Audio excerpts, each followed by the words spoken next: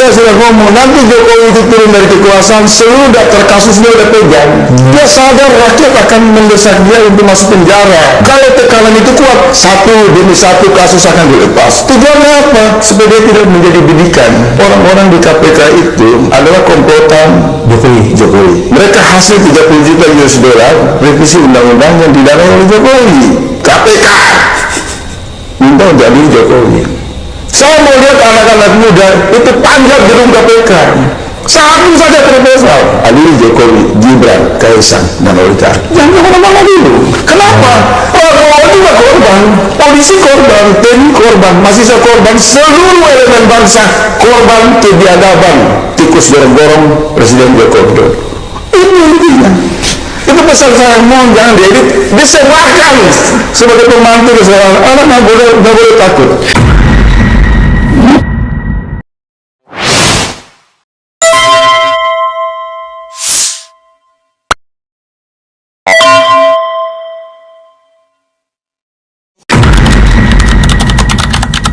Raja Ampat, pulau yang dijuluki surga dunia terakhir di Indonesia, kini sedang terancam. Bukan oleh bencana alam, tapi oleh aktivitas tambang nikel yang mendapat izin dari pemerintah.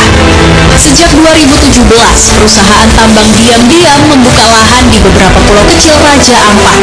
Tanpa sorotan media, hutan digunduli, tanah dikeruk, laut yang dulu jernih kini keruh tertutup lumpur tambang.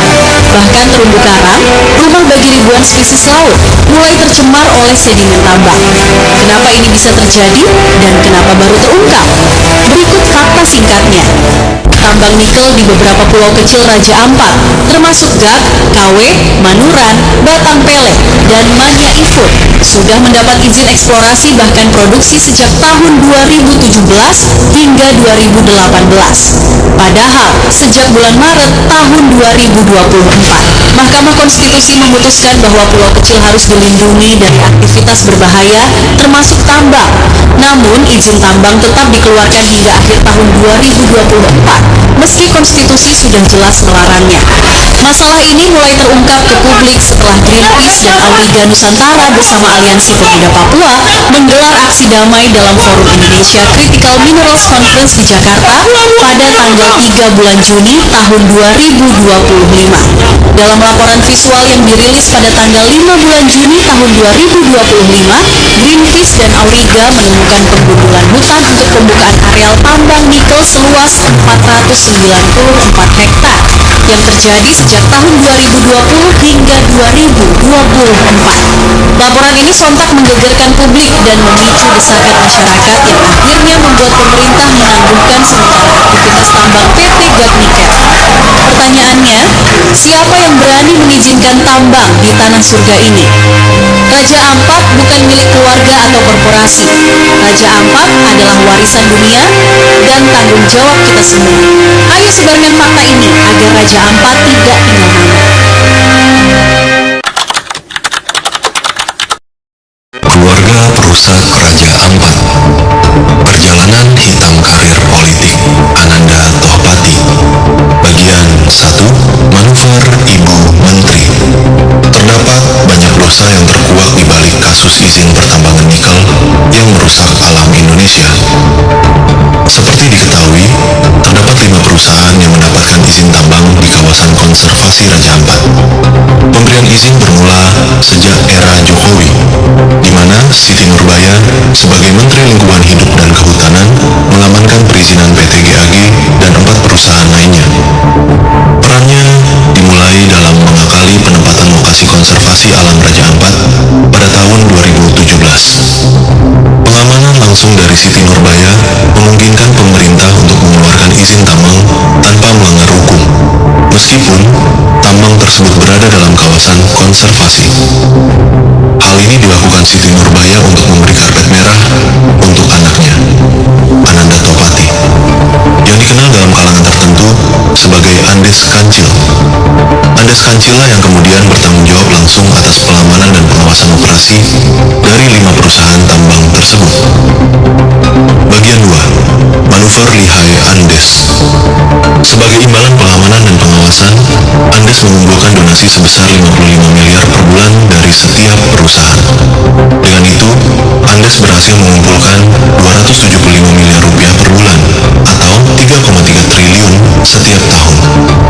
Mayoritas uang yang didapat dipakai Andes Kancil untuk memperkuat jaringan politiknya dengan melakukan donasi ke berbagai pihak. Salah satunya ke PBNU, organisasi berpengaruh di Indonesia. Donasi ini diberikan melalui komisaris PT GAG, Fahru Rozi atau Gus Fahrur, salah satu petinggi PBNU. Dengan donasi-donasi tersebut, Andes Kancil berhasil mendapatkan dukungan penuh untuk menjabat sebagai anggota DPR RI pada tahun 2024. Bagian 3. Sisi gelap si Kancil. Andes Kancil juga terkenal dengan kehidupan mewah dan liar, memiliki rumah mewah di kawasan elit Pondok Indah Jakarta seharga 252 miliar rupiah. Dia juga dikenal sebagai biseksual dan pemakai narkoba jenis sabu, sering mendanai dan melakukan pesta seks dan narkoba di beberapa apartemen mewah di Jakarta. Salah satunya di apartemen Kempinski, Jakarta, yang dibeli Andes seharga 24 miliar rupiah. Tempat tinggal simpanan pria yang dinafkahi oleh Andes. Apartemen lain yang diketahui dijadikan tempat pesta seks dan narkoba adalah tempat tinggal simpanan wanita Andes, yaitu apartemen Langham, Jakarta, yang dibeli seharga 45 miliar rupiah. Sangat ironis memang, perjalanan politik Ananda Tohpati memang nepo baby yang sebenarnya.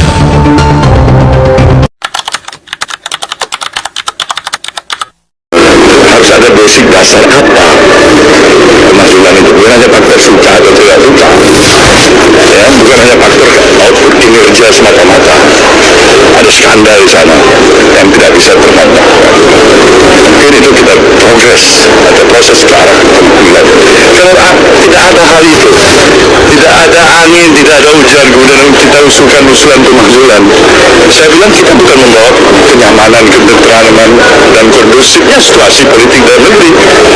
Kita mulai membuat masalah-masalah baru. Sekarang pemilu baru selesai. Nah, pikiran-pikiran Nasdem seperti ini. Tidak menempatkan faktor suka atau tidak suka semata-mata, tapi bagaimana konstitusi ini kita rawat dan kita jaga bersama. Kalau dasarnya hanya kebencian, wah susah kita ini. Kalau menyatakan hanya aku yang paling benar dalam hidup ini, kalau orang lain semuanya salah, itu juga tidak benar menurut saya.